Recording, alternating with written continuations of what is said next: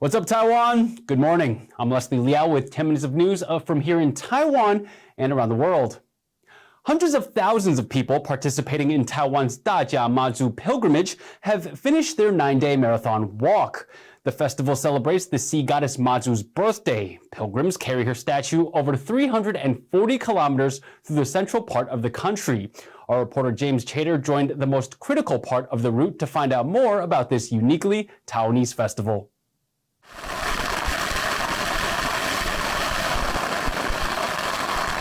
This is one of the world's most elaborate birthday parties. 我每年到这个时候，你自然而然的你就会想要跟着妈祖下来。 Every year, hundreds of thousands of pilgrims carry the statue of Mazu on foot between the Taiwanese cities of Taichung and Dajia, and it's all in honor of the sea goddess's birthday. Mazu is one of Taiwan's most revered deities. There are over 800 temples here dedicated to her. 是妈祖给我们的感受，她就像我们的妈妈一样。那我们有很多话，有时候不知道要跟谁讲，跟朋友讲又怕泄密，哦，跟爸爸妈妈讲又讲不出口。但你跟妈祖讲，妈祖不会帮你泄密，她会帮你保密的好好的。 The marathon round trip between Mazu temples in Dajia and Xingang takes 9 days and covers around 340 kilometers. 我今年第一次参加大甲妈的绕境活动，很辛苦，每天都想放弃，因为真的很累。对，然后我也是因为这次的旅行认识了2位朋友，不然我们本来不认识。对，然后我就一路上认识很多好朋友。 The route passes through some of Taiwan's most quiet and scenic countryside, but the journey feels more like a carnival, with performances, firecrackers and endless free food. But the festive atmosphere belies the practical challenges of the pilgrimage. 我们睡眠都不足，可是吃就一直吃，因为很多吃的，可是这是睡觉的问题。因为疫情的关系，很多地方都没有开放，就是学校啊、什么公庙都没有开放，我们可能就是便利商店或者是公园席地躺着这样子。 COVID has left an indelible mark on this year's event. Participants had to get special certificates confirming they'd had 3 vaccinations, and the turnout was smaller. Hundreds of thousands participated this year, but past pilgrimages topped 5 million. At heart, this is a voyage fueled by devotion, and you can see that as pilgrims reach the furthest point from where they started, Fengtian Temple in Xingang. It's here that you begin to appreciate the spiritual significance of this pilgrimage. This is the most important ceremony of the journey, and it takes place outside this sacred site. From here, crowds stretch about a kilometer up the road, and they're all chanting and praying, all part of this 3-hour ceremony. It's that combination of celebration and spirituality that brings people back every year. This was Yang Jizhong's 27th time walking the entire route. 应该是有传承吧，那个都是我叔叔他们在带的。啊，刚开始也是好奇呀，一好奇就上瘾了。 The decorative cart Yang wheels is making its 17th appearance at the pilgrimage. He made some of the ornaments by hand, others are gifts from the people he's met on previous journeys. Many of those people are from humble means, but in the spirit of Mazu are still happy to give. 你今天台湾再怎么样的进步，其实民间的底层还是有很多很辛苦人，他们需要靠着这个信仰来支持他们活下去的力量。 As for how long Yang Jizhong will continue attending Mazu's pilgrimage, his answer is clear. 走到不能走啊。 The purest form of devotion, and Yang Jizhong is clearly not alone. Maggie May, James Rayner and James Chater for TaiwanPlus.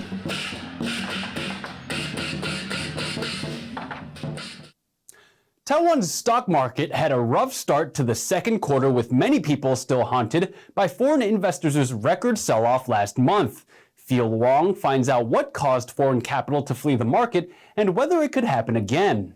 Taiwan semiconductors, one of the nation's hottest commodities. They've supported the Taiwan Stock Exchange throughout the pandemic due to soaring global demand. But last month, even the desperate global demand for chips could not stem the foreign investors' exodus from Taiwan's stock market. In 1 week alone, Taiwan stocks lost $6 billion in value, a new record. Mostly blue chip stocks like Taiwan Semiconductor Manufacturing Corporation took the heat. So what's behind this? 台股这一波，事实上我觉得真正是受到美股的影响。那美股很重要在于第一个，俄乌战争大家都知道嘛，对不对？重点在于战争的情况之下，对于很多重要的原物料造成价格的大涨。你知道，你可以想见，通膨的状况已经变成结构性的因素了。